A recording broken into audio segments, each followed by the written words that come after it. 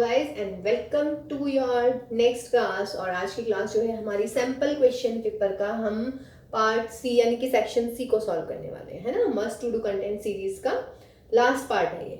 Okay, तो चलिए question number 11 section C. This is 0 to 3/2 and integration आपको निकालना है modulus of x cos pi x का। ओके, चलिए अब इस टाइप का क्वेश्चन अगर याद है तो मस्ट टू डू कंटेंट में था हमारा, लिमिट कुछ अलग थी। ऐसी एक x sin पाई x का क्वेश्चन था। मतलब दोनों क्वेश्चन बहुत बहुत इंपॉर्टेंट है ना, तो इसको अच्छे से समझिएगा।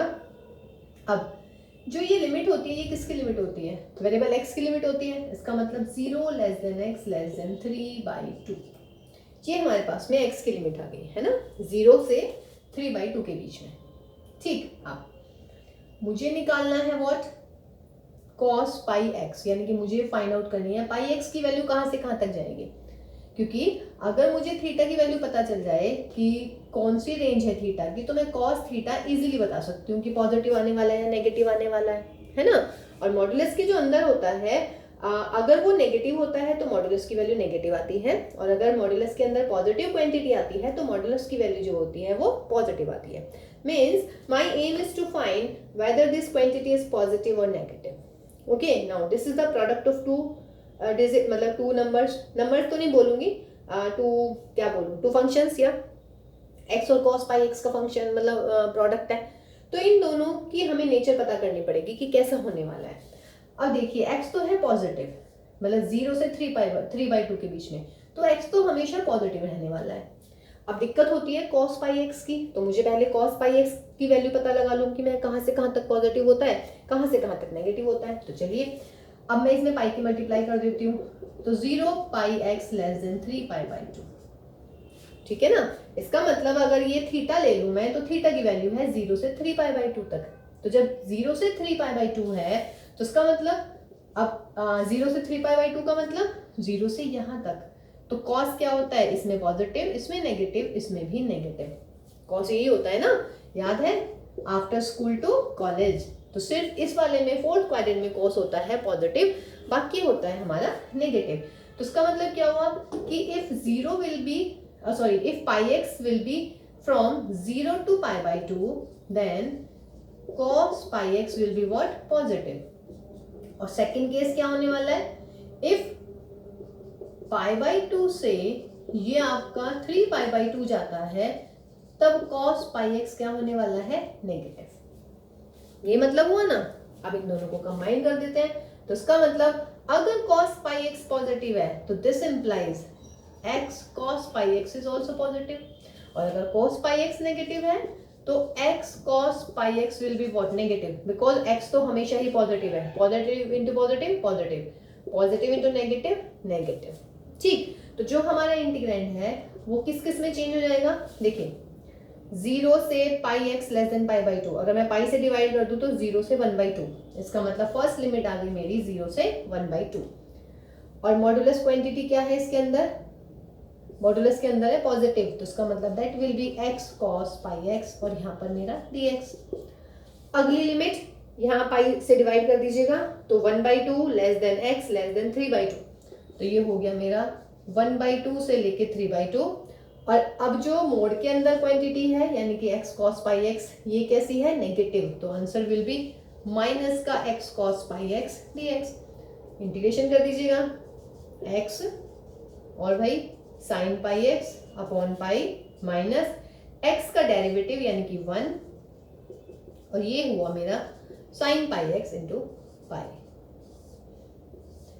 नंबर तो सेम ही है ये भी, तो माइनस इंटीग्रेशन से ऐसे लिख देती हूँ बिल्कुल, x sine pi x upon pi minus sign pi x upon पाई dx। बस क्या होने वाला है, यहाँ पर जो लिमिट है वो 0 से हाफ है, और भाई यहाँ पे जो लिमिट है वो 1 से लेके 3/2 तक है। ठीक है, अब इसको सॉल्व कर लेते हैं हम।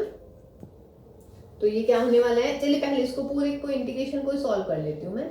x sine pi x upon pi minus 1/पाई तो है ही बाहर, और साइन पाई x का इंटीग्रेशन कितना हो जाता है, माइनस के cos pi x upon pi. ये हो गया मेरा फर्स्ट इंटीग्रेंड, और लिमिट आ गई इसमें 0 से हाफ। फिर बीच में साइन लगा दीजिएगा माइनस का, जो ये है वो ही ये है, तो इंटीग्रेशन तो सेम आने वाला है, तो डायरेक्ट लिख देते हैं x sin x upon pi, minus minus will be plus cos pi x, और अपॉन में हो जाएगा मेरा पाई स्क्वायर, और यहाँ 1/2 से 3/2 रख दीजिएगा। पहले पूरे में 1/2, तो x की जगह 1/2, और यहाँ पर हो जाएगा मेरा साइन π/2, और पाई ऑलरेडी है। फिर इसमें π/2 रखेंगे तो प्लस π/2, x की जगह 1/2, तो ये हो जाएगा cos π/2। फिर माइनस पूरे में 0 रखेंगे तो ये तो 0 में चला गया, और ये हो गया प्लस 1/π² cos 0। ये हो गया मेरा फर्स्ट वाले का, यानी कि इसका। ठीक, इसमें वैल्यू रखिए 3/2, तो 3/2 पाई, और ये हो गया मेरा साइन 3π/2 प्लस कॉस 3π/2 अपॉन π²। फिर आपने करना है माइनस, तो प्लस लगा देती हूँ। पहले π/2, तो that will be 1/2 pi sine π/2 plus cos π/2 upon π²। Solve it. Sine π/2 is 1, तो 1 upon 2 pi, cos π/2 is 0, 0 minus cos 0 is 1, तो 1 upon π²। Sine 3π/2 is what, minus की 1, तो माइनस ऑलरेडी है, तो 3 अपॉन 2 पाई हो जाएगा, 3π/2 0। फिर यहाँ पर sine π/2 is again 1, 1 upon 2 pi, this is again 0, तो 1 upon 2 pi, 1 upon 2 pi means what, और एक ये रहा 3 4 5, तो 5 upon 2 pi minus 1 upon π², that is your answer. ठीक है, बहुत ही बढ़िया सवाल था। नहीं लग रहा है एक बार में समझ में आ रहा, तो रिवाइंड कर करके दोबारा देखिएगा बेटा, बहुत ही अच्छा क्वेश्चन था। देखिए जी, क्वेश्चन नंबर 12 में जो है इंटरनल चॉइस है, दोनों ही क्वेश्चन जो है आपके एप्लीकेशन ऑफ इंटीग्रेशन के हैं, यानी कि एरिया के हैं। देखिए क्या कह रहे हैं इस क्वेश्चन में, find the area of the smaller reason bounded by this, what is this, this is the ellipse, I have drawn this. ठीक, 3 जो होगा इसका मेजर एक्सिस होगा, मतलब सॉरी मेजर एक्सिस नहीं, वर्टिसेस होंगे इसके, तो 3 0 मेजर एक्सिस के वर्टिसेस, और 0 2 होंगे आपके माइनर एक्सिस के वर्टिसेस। तो ये मैंने ड्रॉ कर लिया है। चलिए, और ये लाइन भी मैंने ड्रॉ कर लिया है, x/3 plus y/2 is equal to 1, यानी कि x इंटरसेप्टेड 3, यानी कि यहाँ से यहाँ तक की डिस्टेंस 3, y इंटरसेप्टेड 2, यानी कि यहाँ से यहाँ तक की डिस्टेंस 2, और इन दोनों पॉइंट को मैंने ज्वाइन कर दिया। ठीक है, चलिए, स्मॉलर रीजन आई थिंक दिख रहा होगा बाउंडेड कौन सा है हमारा, दिस वन, ये है हमारा स्मॉलर रीजन। ठीक, तो दैट इज, मान लीजिएगा this is A B, like this is P, this is Q, कहीं भी एक पॉइंट पी ले लेते हैं, यहाँ पे कहीं भी एक पॉइंट क्यू ले लेते हैं। ठीक, तो रिक्वायर्ड रीजन कौन सा हुआ जिसका आपने रीजन वो एरिया निकालना है, required region will be what, A P B Q A, ये आपका रीजन है। ठीक है, जिसका आपको एरिया फाइंड आउट करना है। ठीक है, तो यहां से एरिया शुरू हो रहा है, तो यहाँ पर x की वैल्यू कितनी है, 0, तो यहीं से तो शुरू हो रहा है एरिया, और लास्ट कहाँ है, इस वाले पॉइंट पे लास्ट है। यहाँ पर x की वैल्यू कितनी है, 3, और यहाँ पे क्या आने वाला है, अब देखिएगा 2 कर्व दिख रहे हैं आपको, 1 and 2 कर्व्स हैं। ठीक, तो अगर आप स्ट्रिप मूव कराएंगे, लीजिएगा ये दिस इज माई स्ट्रिप, तो अगर स्ट्रिप मूव करा रहे हैं आप, तो क्या होने वाला है, क्या लग रहा है, इस स्ट्रिप का एंड पॉइंट एक यहाँ पर है, एक यहाँ पर है, एक यहाँ। कहने का मतलब पूरे रीजन में जो स्ट्रिप है वो या तो इस एलिप्स पर है, ठीक, या फिर इस लाइन पर है। तो जब 2 कर्व आ जाते हैं तो फॉर्मूला क्या लग जाता है, y1 माइनस y2, यानी कि first curve minus second curve. ठीक है, और अगर आप ऊपर उल्टा लिख देते हैं, इसको पहले उसको बाद में, तो फिर नेगेटिव आएगा, लेकिन आप ऐसा नहीं लिखें, क्योंकि आपको बिल्कुल क्लियर हो रहा है कि यदि मैं इस वाले रीजन में से, एंड व्हाट इज दिस, अगर मैं ये वाला रीजन निकाल दूं, ये वाला इसका एरिया निकाल दूं, तो वो क्या होने वाला है, y1 dx, और इसमें से इसका रीजन घटा दूं, और ये क्या है, यहां से दूसरा y2 निकल जाएगा। और देखिए वो हमने यहाँ पे ऐसे स्ट्रिप वाले फॉर्म में लिख दिया, तो जहां जो आपका मन करे आप वैसे वो वाला ऑप्ट कीजिएगा।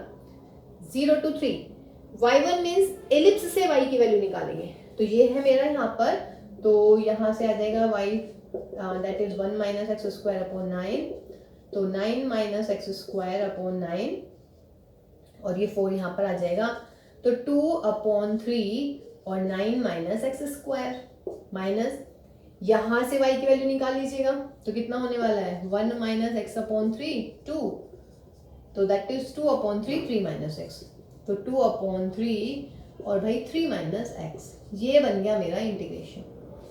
ठीक है, अब क्या करना है, बहुत simple, 2 upon 3 take common, 9 minus x square minus 3 plus x integration.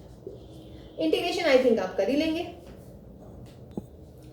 इस पे डायरेक्ट फॉर्मूला लगाइएगा, 2 upon 3 a square minus x square, a square means what this, तो a square minus x square का क्या हो जाता है x, a square minus x square upon 2 plus a square upon 2, और यहां पर हो जाएगा मेरा what sine inverse x upon this, ये रहेगा ना a square minus x square का। चलिए जी, और यहाँ पर कितना माइनस के 3x और एक्स स्क्वायर अपॉन 2, और लिमिट रख दीजिएगा 0 से 3।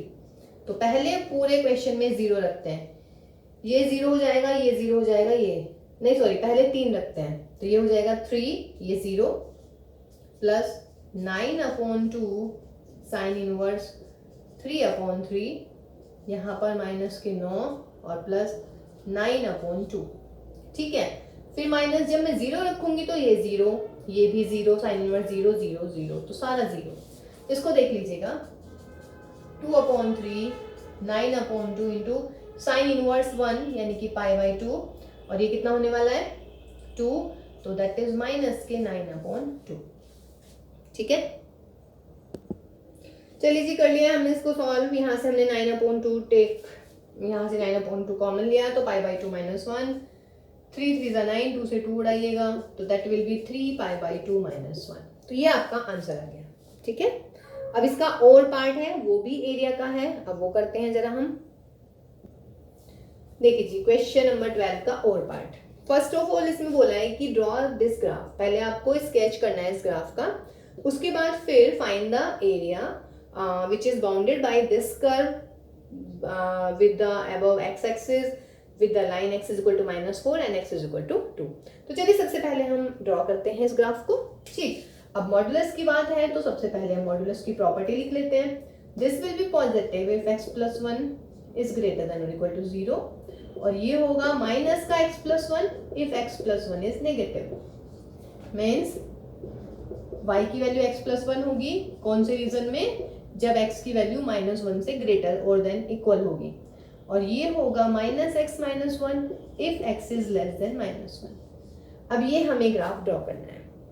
अब हमारी जो रेंज है वो है -1 के आसपास, यानी कि -1 के ऊपर डिपेंड कर रहा है कि -1 से राइट और -1 से लेफ्ट जाने पे हमारा कर्व क्या बनेगा। तो चलिए पहले हम x = -1 लिख लेते हैं। तो like this is 0, this is your -1, ये आपके पास में 0 हो गया आपका, this is x axis and this is your y axis.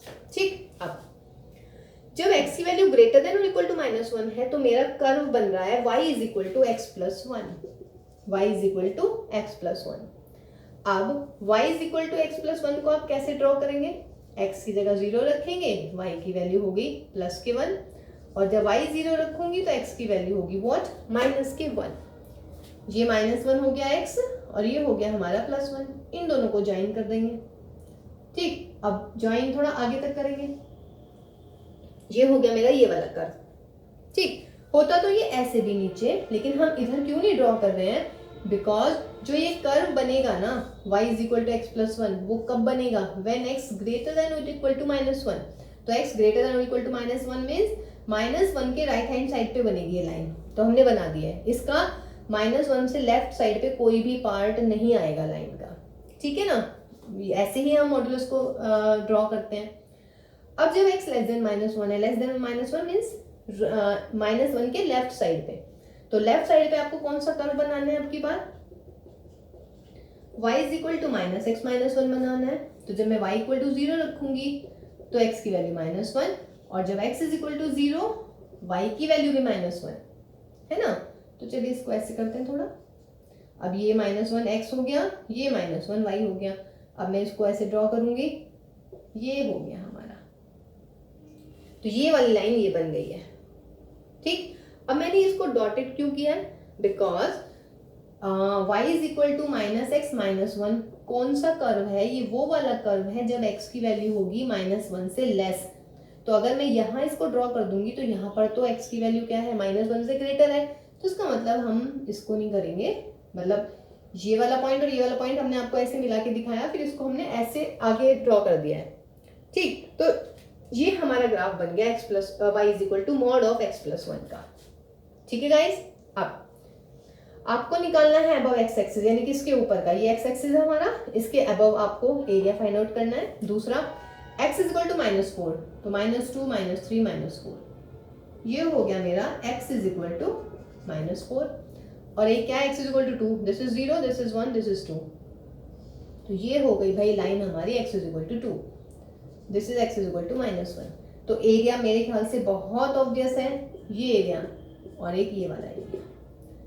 Suppose कीजिए दिस इज ए, ये मान लेते हैं बी, ये मान लेते हैं C, this is your P, this is your Q.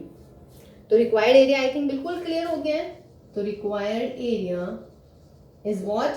Triangle APB और प्लस ट्राइंगल BCQ या BQC। ठीक है, अब आपको इसका एरिया निकालना है।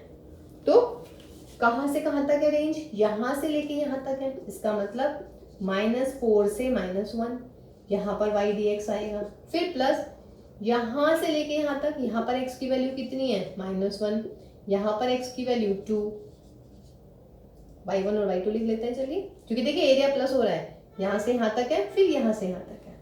अगर स्ट्रिप मूव कराएंगे तो ये देखिएगा, यहाँ तक इस स्ट्रिप का एंड पॉइंट पड़ रहा है या इस कर्व पे, और ये कर्व क्या है? ये। तो यहाँ से इस वाले रीजन में y1 की वैल्यू है, यानी कि जो हमारा कर्व है -x -1 है, और -1 से 2, फिर स्ट्रिप यहाँ से यहाँ, यहाँ से यहाँ, ये। तो स्ट्रिप का एंड पॉइंट कहाँ है? एक तो इस लाइन पर है और एक x एक्सिस पर है। तो x एक्सिस पर तो y इक्वल टू 0 हो जाता है, और ये लाइन की इक्वेशन क्या है? ये रही। तो यहाँ से y की वैल्यू आ जाएगी व्हाट? x plus 1 dx। अब आप इसका इंटीग्रेशन कर ही सकते हैं। ये कितना होने वाला है?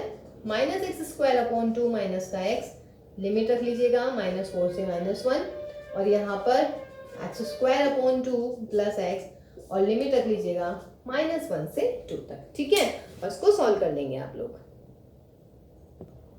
देखिए क्वेश्चन नंबर 13 फ्रॉम 3D कह रहे हैं कि find the equation of the plane through this point and which is perpendicular to the line joining these 2 point. ठीक है, तो ये 2 पॉइंट है हमारे PQ, इसको जो मिलाने वाली जो लाइन होगी वो हमारी प्लेन की होगी परपेंडिकुलर। ये मतलब हुआ ना।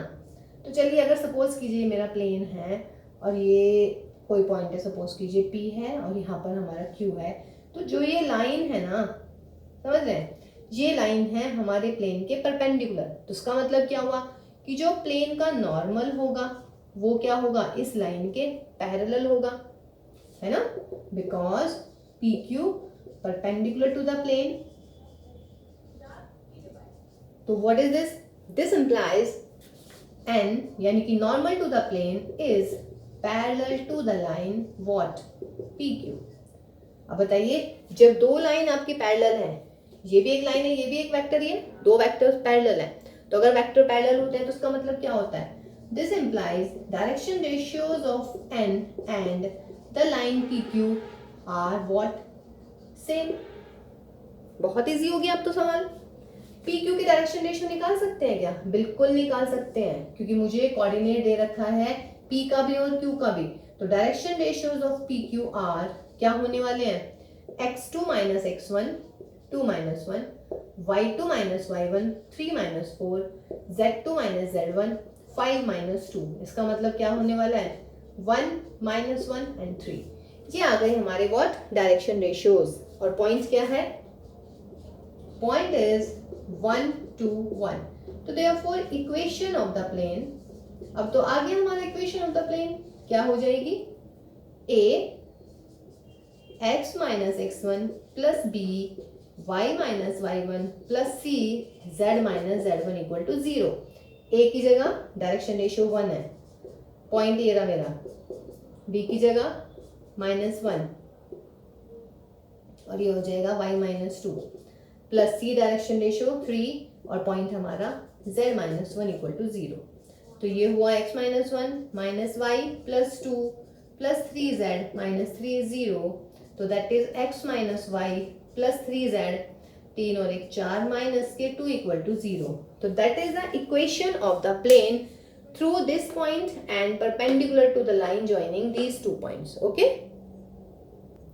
देखिए इक्वेशन ऑफ द प्लेन आ गई है। अब कह रहे हैं कि find the distance of the plane from this line. इस लाइन से हमें इस प्लेन की डिस्टेंस फाइंड आउट करनी है। मान लीजिएगा this is my line and this is what, plane. ठीक, प्लेन की इक्वेशन है। अगर मुझे इस लाइन पे कोई पॉइंट मिल जाए तो मैं क्या करूं, उस पॉइंट से डायरेक्ट परपेंडिकुलर ड्रॉ कर देती हूँ इस प्लेन पर, जो मेरा फॉर्मूला होता है, और मेरे पास में आ जाएगी डिस्टेंस। ठीक, अब ये लाइन है हमारी, इसको हम ऐसे लिख पा रहे हैं क्या, y minus 5 upon minus 1 and z minus 7 upon minus 1। जो ये ऊपर होता है ये क्या होता है, अगर आपको याद हो तो हम कैसे करते हैं, x minus x1 upon a, y minus y1 upon b, z minus z1 upon c, ऐसे ही करते हैं ना। तो जो ये x1 y1 z1 होता है ये क्या होता है, पॉइंट होता है ना। तो आप ले लीजिएगा clearly a point on line क्या होने वाला है, -3, 5 and 7। Let this point is what, P। इसको हम नहीं, P और Q ऑलरेडी है ना, तो इसको A भी है हमारे पास में, B ले लेते हैं। Let this is your point B। अब बिल्कुल सवाल बहुत इजी हो गया। ठीक, देखिए अभी तक मैंने जितने भी क्वेश्चन किए एनी पॉइंट लिया है मैंने इज इक्वल टू लैम्डा मान के, है ना। लेकिन देखिए वो क्वेश्चन की डिमांड होती थी, इस क्वेश्चन में मुझे इस लाइन पे कोई पॉइंट चाहिए और उस पॉइंट से मैं इस पे परपेंडिकुलर ड्रॉ कर देती हूँ। ठीक, तो अब क्या होने वाला है, therefore length of the perpendicular from B to the plane, इसको 1 मान लेते हैं, ये आपका प्लेन 1 है। तो डायरेक्ट फॉर्मूला होता है, किसी पॉइंट से किसी प्लेन पे भी परपेंडिकुलर ड्रॉ करते हैं तो क्या हो जाता है, x को किससे रिप्लेस कर देंगे, -3 से, y को 5 से, और भाई 7z, तो प्लस के 3 इंटू वॉट 7, और ये माइनस का 2 है ऑलरेडी, और इस पे लगा देते हैं हम मॉड्यूलस, है ना। और नीचे क्या जाता है, x के कोफिशिएंट का स्क्वायर प्लस y के कोफिशिएंट का स्क्वायर प्लस z के कोफिशिएंट के स्क्वायर का अंडर रूट। तो कितना होने वाला है, -3 - 5 21 - 2 अपॉन 1 + 1 + 9। देख लीजिएगा, 5 8 और 2 10, 10 और ये हो गया 11 अपॉन √11। तो आंसर विल बी व्हाट, √11। ठीक है, एक ऐसा क्वेश्चन जिसमें हमने पॉइंट जो है लाइन से, लाइन की जो डेफिनेशन होती है, लाइन की जो स्टैंडर्ड फॉर्म होती है वहीं से कंसिडर कर लिया। ठीक है, वो इसमें काम नहीं कर पाएगा 2 लैम्डा वाला, वो बहुत लेंथी पड़ेगा। तो this is the best way. Okay, any point on the line, या ए पॉइंट भी लिख सकते हैं एनी पॉइंट की बजाय। Clearly a point on the line B is x1 y1 z1। ठीक है गाइस, देखिए जी, last question of this sample question paper, that is of case study and that is from probability. Okay, तो question is saying that a survey was conducted by a team on 400 people and found that 160% are smokers and non-vegetarian, then 100 are smokers and vegetarians, and the remaining are non-smokers and vegetarian. Okay guys, now the probability of getting a special chest disease, देखिए chest disease भी special बोल रखी है भाई, चलिए, are 35%, 20% and 10% respectively. I think everyone knows कि ये आपका फर्स्ट वाले की प्रोबेबिलिटी है, ये आपके सेकंड की है और ये आपके थर्ड वाले की है। ठीक है, तो ए person is chosen at random on the basis of the above information, answer the following. 4 part है इसमें, फर्स्ट पार्ट मैंने लिख दिया। देखिए भाई कितना ही ईजी है ये, इससे ईजी कुछ हो सकता है क्या, नहीं हो सकता भाई। कह रहे हैं how many person in the survey are non smoker and vegetarian. Total कितने थे भाई हमारे, 400 में से स्मोकर्स कितने हो गए, smoker and non vegetarian 160, smoker and vegetarian कितने हुए 100। तो इसका मतलब 400 में से भाई इन दोनों को जोड़ के घटा दो, तो इसका मतलब जो रिमेनिंग इसने बोला है कि जो भी बचे कुचे हैं वो नॉन स्मोकर और वेजिटेरियन है। ठीक है, तो 400 में से इन दोनों को हटा दीजिएगा। तो देखिए फर्स्ट पार्ट हो गया, बहुत इजी था ये तो मतलब बस क्या कहूँ तुम्हें, क्या मिल गया, ये तो है बहुत ही इजी था ये तो। नेक्स्ट पार्ट पे आते हैं अभी हम। देखिए जी नेक्स्ट पार्ट, ये भी कितना इजी है, 11th क्लास का ही 10th की प्रोबेबिलिटी है actually. What is the probability that the selected person from the sample of 400 is found to be smoker and vegetarian? ठीक है, तो let E be the event that the person is chosen is smoker and vegetarian. Okay तो total कितने हैं भाई 400 people. अब देखना जरा स्मोकर और वेजिटेरियन कुछ दे रखे हैं, स्मोकर एंड वेजिटेरियन, ये रहे स्मोकर एंड वेजिटेरियन, कितने हो गए ये। अच्छा इसको लिख लूँ मैं, ये आया था मेरा आई थिंक 140। चलिए तो ये कितने हैं भाई स्मोकर और वेजिटेरियन 100, तो फेवरेबल 100 हो गए। तो answer will be what 1/4। Again a simple question from probability.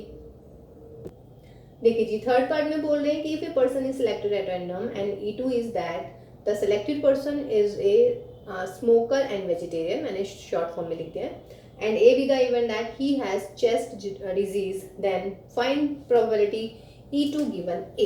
तो डेफिनेट सी बात है, ये बेस थ्योरम का हो गया आपका, और बेस थ्योरम में फेवरेबल तो ये आ जाएगा, और नीचे आ जाएगी टोटल प्रोबेबिलिटी, यानी कि A given E1 probability E1 plus A given E2 into probability of E2 then A given E3 into probability of E3। Next जो पार्ट है ना बेटा वो है कि फाइंड द टोटल प्रोबेबिलिटी, तो जो नीचे वाला आंसर आएगा वो हमारा नेक्स्ट वाला पोर्शन होगा, ठीक है। तो चलिए पहले तो आप probability E1 E2 and E3 को निकाल लेते हैं हम, ठीक है। E1 जैसे इन्होंने माना है स्मोकर और वेजिटेरियन को E2 माना है इन्होंने, तो let us suppose that E1 is the event that the selected person is this, ये आपकी E2 हो गई, और ये सपोज कीजिए आपकी E3 हो गई, और A दे रखा है कि चेस्ट डिजीज है उसको, ठीक है। तो चलिए प्रोबेबिलिटी E1 की प्रोबेबिलिटी कितनी आएगी भाई, टोटल कितने हैं मेरे 160, सॉरी फेवरेबल 160, और ये होगा मेरे इतने, ठीक है। तो ये कितना हो जाएगा, हटाइएगा, तो यानी कि 2/5, ठीक है। E2 कितनी हो जाएगी, E2 हम ऑलरेडी निकाल चुके थे, तो 100, और ये हो गया मेरा 1/4। E3 कितनी हो जाएगी 140/400, तो दैट इज 0 से 0 हटाइएगा, तो that is 7/20। Okay now probability A given E1, what does this mean guys, कि चेस्ट डिजीज है उसको अगर व्यक्ति E1 वाली इवेंट्स यानी कि स्मोकर है और नॉन वेजिटेरियन है, तो कितनी है उसकी प्रोबेबिलिटी 35%, तो that is 35/100। Similarly probability A given E2 कितनी है 20%, यानी कि 20/100। प्रोबेबिलिटी A गिवन E3 कितनी है 10%, यानी कि 10/100। ठीक है भाई, लगा लेते हैं इस फॉर्मूले में। तो therefore probability E2 given this, ये हो गया A गिवन दिस, यानी कि 20/100 इंटू 1/4, यहाँ पर कितना आ जाएगा 35/100 into 2/5 plus 20/100 into 1/4 plus 10/100 into 7/20। ये मैं अभी मैंने इसको काटा पीटा नहीं है, क्योंकि ये मेरी टोटल प्रोबेबिलिटी है अगले क्वेश्चन का आंसर, अगले पार्ट का, सॉरी, है ना। देखिए 1/100 1/100 1/100 1/100 सब जगह से हटा दीजिएगा, तो दैट इज 20/4। ये कितना हो जाएगा भाई 35 इंटू 2/5 प्लस 20/4 प्लस 100 गया यहाँ से 10 इंटू 7/20। इसको सॉल्व कर लेते हैं, तो ऊपर तो 5 रह जाएगा, 5 7 तो 14, दिस इज 5 10, तो दैट इज 3.5।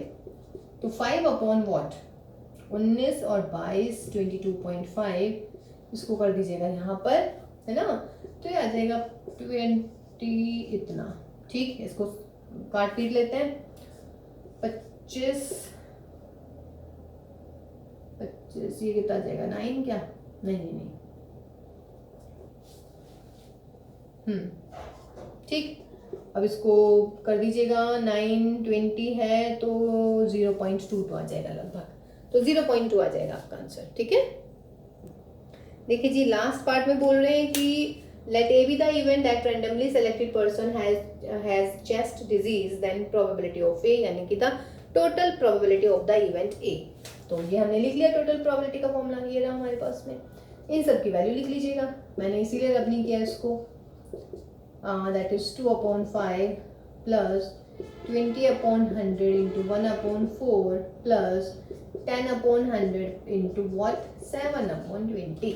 ठीक है, तो कितना आ जाएगा भाई 70, या इसको चलिए काट पीट दीजिएगा 57, तो यानी कि 7/50 प्लस ये गया यहाँ से 2 2 4, तो 1/20 रह गया, ये यहाँ से गया, बस और कुछ नहीं गया, तो 7/200. एलसीएम ले लेते हैं 200 आई थिंक.